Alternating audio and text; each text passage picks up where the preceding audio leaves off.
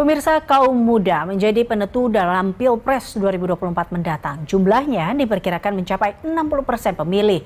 Tak heran, ceruk pemilih inilah yang menjadi rebutan para capres dan cawapres. Pemilih muda diperkirakan bakal menentukan kemenangan dalam pemilihan presiden 2024 mendatang. Mengingat jumlahnya yang mencapai 60% jumlah pemilih. Sebagai kelompok penentu, pertimbangan kaum muda dalam menentukan pilihan capres-cawapresnya masih dipengaruhi sisi positif.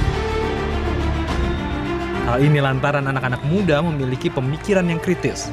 Salah satunya dipengaruhi akses terhadap informasi yang sudah sangat mudah.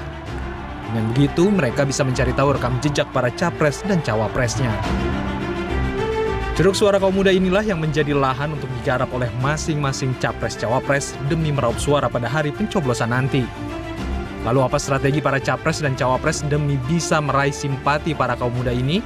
Apakah masih relevan dengan kampanye-kampanye receh atau justru para kaum muda butuh mengedepankan substansi?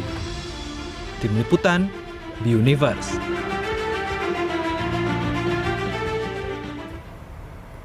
Dan pemirsa, untuk membahas lebih lanjut bagaimana adu strategi untuk meraih suara pemilih muda di Pilpres 2024, sudah bergabung bersama kami Aryo Seno Bagaskoro selaku juru bicara TPN Ganjar Mahfud dan juga Billy Mbrasar, tim kampanye nasional Prabowo Gibran. Terima kasih Bang Billy dan juga Mas Aryo telah bergabung bersama kami. Ini kalau tadi kita lihat datanya kurang lebih ada 55-60% suara muda nih yang lagi akan ada yang dicari-cari di pemilu 2024 ini.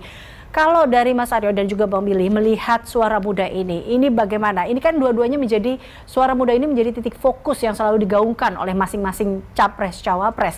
Saya mungkin ke Mas Aryo sendiri. Anda melihat sebagai tokoh-tokoh muda, melihatnya seperti apa nih suara-suara kaula muda di pemilu 2024 ini, Mas Aryo?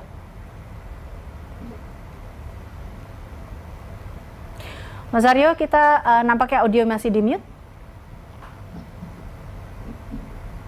Ya, terima kasih. Jadi menarik sekali bagi kami karena kami menganggap bahwa Pilpres ini bukan sekedar masalah menargetkan ceruk suara anak muda, tapi lebih jauh dari itu sebenarnya ini adalah momen persiapan menuju ke Indonesia Emas 2045 yang kita semua inginkan agar anak muda bisa kompeten di situ. Sehingga proses regenerasi kepemimpinan itu mulai starting dari tahun-tahun sebelumnya, salah satunya adalah dalam momentum Pilpres 2024. Kami menyadari bahwa saat bicara Gen Z dan milenial tidak bisa berpolitik hanya dengan melakukan atau mengedepankan gimmick, mengedepankan intrik, tetapi harus ada pelibatan di situ.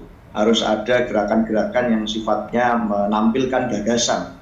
Dan hari ini Mas Ganjar dan Pak Mahfud melakukan itu melalui berbagai macam dialog, berbagai macam kesempatan pertemuan dengan anak-anak muda, melakukan diskusi, dan selalu terbuka untuk kemudian bertemu dengan teman-teman muda untuk berbagi pikiran.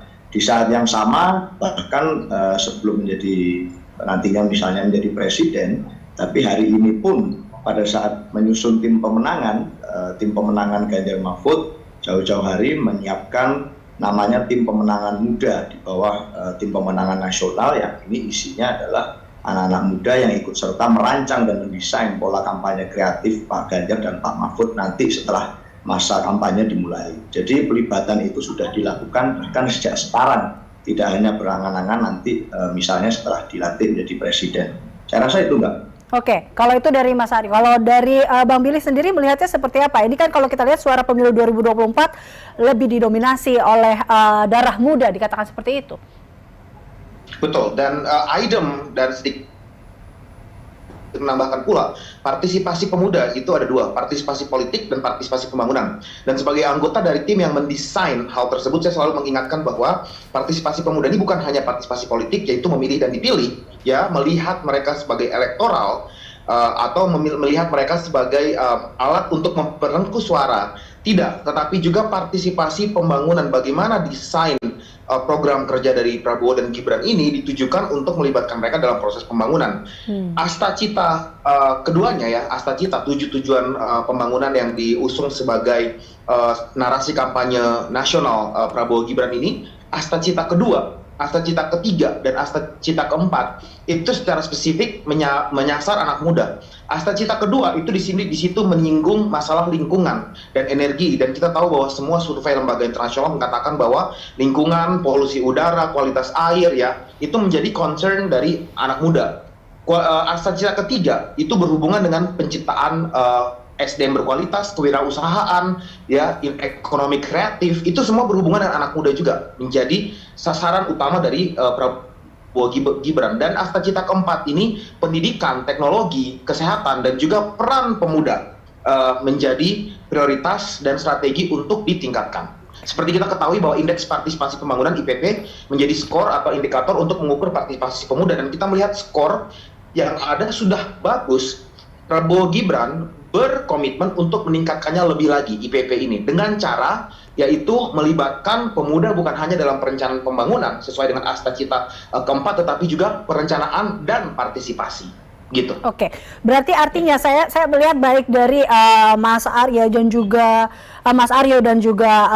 Bang Billy ini dalam kedua tim ini sama-sama memiliki sebuah misi tertentu yang memang ingin mewujudkan lagi anak-anak muda yang lebih baik ke depannya. Tapi bagaimana kemudian visi misi itu atau niat baik itu ini bisa muncul? Adakah memang strategi khusus yang dilakukan oleh masing-masing tim ini untuk bagaimana menarik perhatian para anak muda ini, Mas Aryo? Ya, seperti yang saya sampaikan tadi dalam merancang desain ke depan, Pak Ganjar dan Pak Mahfud minta untuk agar lebih banyak anak muda terlibat. Tidak hanya sebagai kemudian tampil di depan, tetapi juga dalam merancang desain-desain itu. Makanya saya sebutkan tadi, bentuklah yang namanya tim pemenangan muda misalnya.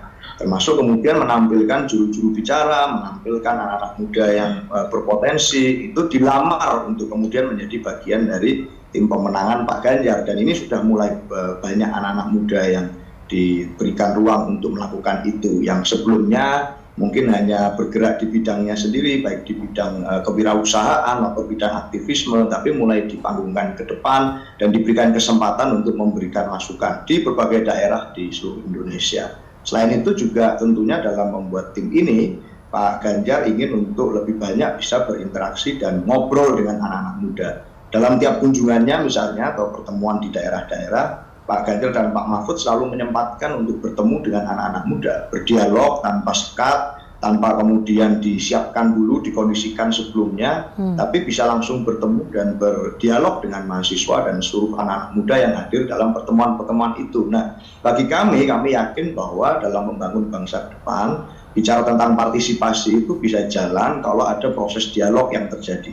Dan dialog ini harus dilakukan oleh para calon-calon pemimpin, karena anak-anak muda itu ingin mendengar apa yang ada di dalam gagasan dan isi kepala para kandidat yang akan bertarung menjadi pemimpin. Sehingga dalam melaksanakan kampanye, kami tidak bicara kampanye yang gede-gedean terus-menerus, tapi lebih fokus pada ruang-ruang dialog di mana di situ terjadi pertukaran pemikiran. Dan Pak Ganjar mendengarkan masukan-masukan itu, dan itulah yang disusun dalam buku visi misi pasangan Pak Ganjar dan Pak Mahfud. Bila kita melihat Mas Aryo, dari mungkin ada yang mengatakan karakter anak muda sekarang, generasi Z dan seperti itu, ini juga yang menjadi perhatian juga kah dalam pasangan Ganjar Mahfud untuk melihat menyusun strategi seperti itu? Ya pasti, artinya dalam menyusun program pun yang nanti akan kemudian dijalankan saat memimpin pemerintahan, semua itu berdasarkan dari apa yang dibutuhkan oleh anak-anak muda.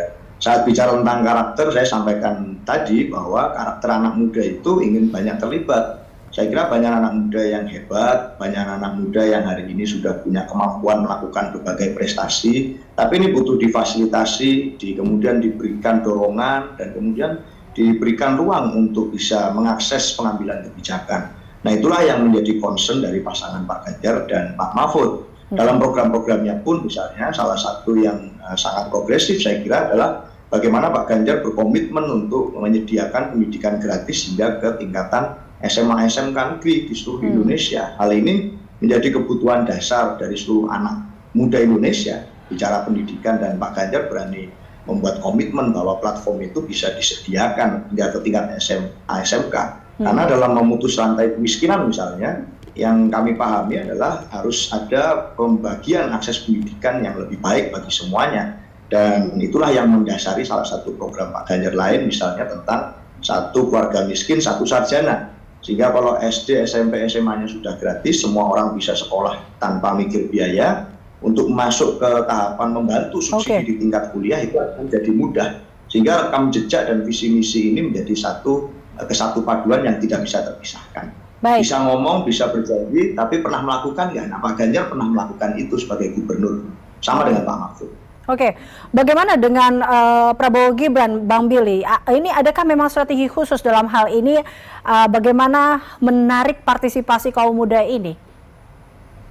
Oke, tadi saya sampaikan partisipasi politik dan partisipasi pembangunan. Nah, partisipasi pembangunan itu saya tekankan lagi adalah dalam memberikan akses. Aksesnya apa? Akses kepada pendidikan dan akses kepada pekerjaan. Itu ada di asta cita ketiga, ya, dan asta cita keempat. Asta cita ketiga, keempat itu fokusnya adalah pemberian akses pendidikan.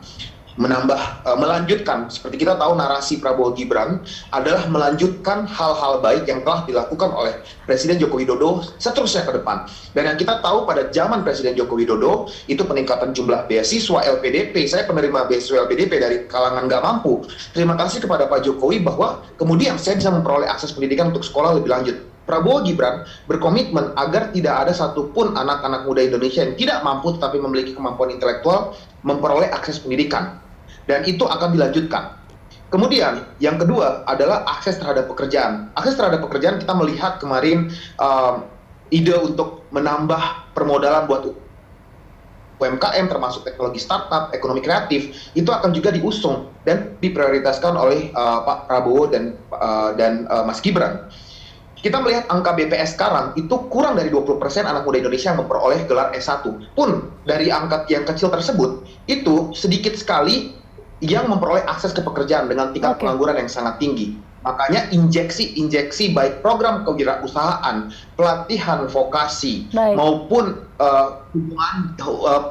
pereratan hubungan dengan industri untuk memberikan akses pekerjaan menjadi hal yang diprioritaskan oleh Pak Prabowo dan Gibran. Sekali lagi yang ingin kami tekankan bahwa tim Prabowo dan Gibran tidak melihat anak muda hanya sebagai orang yang dibutuhkan suaranya saja, tidak. Tetapi mereka harus memiliki partisipasi pembangunan termasuk di dalamnya memberikan akses yang memadai dan leluasa.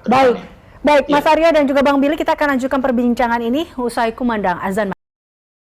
Anda kembali bersama kami pemirsa dalam Berita Satu Sore dan kita masih berbincang bersama dengan Aryo Seno dan juga Billy Embrasar. Saya kembali mungkin ke Mas Billy terlebih dahulu. Mas Billy tadi terkait dengan bagaimana menarik kaum muda ini di pemilu 2024, tapi kemudian kita juga tahu bahwa ada yang mengatakan suara anak muda ini di 2024 ini seperti swing voter. Masih mungkin akan berubah-ubah. Ada yang mengatakan anak muda identik juga dengan swing voters. Ia bisa saja dalam hari ini sudah menentukan, sehari sebelum pemilu bisa saja berubah.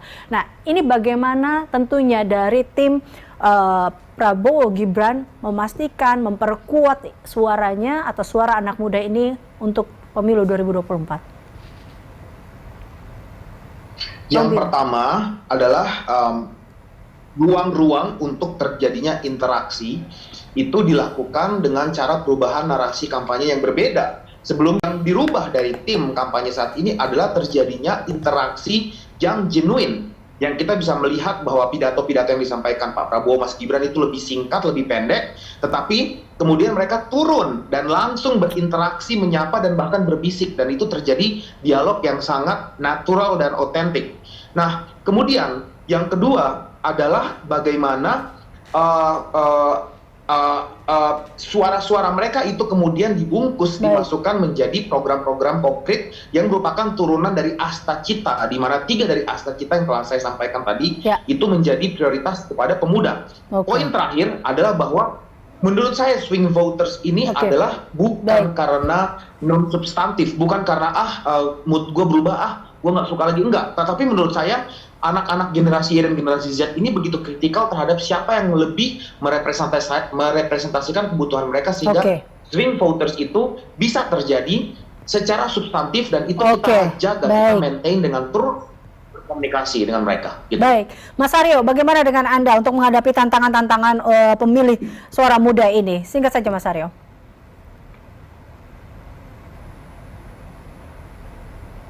Mas Aryo.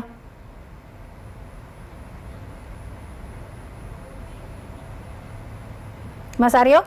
Oke, ya saya rasa anak muda Indonesia itu merepresentasikan satu semangat berproses yang luar biasa, ingin agar kemudian dapat belajar dengan baik, dapat berkembang dengan baik, dan mengedepankan adu gagasan yang menarik. Dan itu dibutuhkan dari para kandidat capres siapapun itu yang berjuang di dalam Pilpres kali ini. Maka kita ingin nih agar kemudian para kandidat, para capres, para cawapres berani untuk turun dan berinteraksi seperti apa yang sudah dilakukan oleh Pak Ganjar dan Pak Mahfud. Nah, jadi kami merasa bahwa ini bukan masalah kunci mengunci suara, tapi ini masalah siapa yang kemudian mampu merepresentasikan anak muda dan tidak malah mengkhianati itu dari proses yang terjadi saat ini. Saya rasa itu. Baik, kita akan lihat bagaimana nanti 2024. Terima kasih sebelumnya Mas Aryo Seno Bagaskoro selaku juru bicara TPN Ganjar Mahfud dan juga masuk kali Bang Billy Mbarasar, tim kampanye nasional Prabowo Gibran.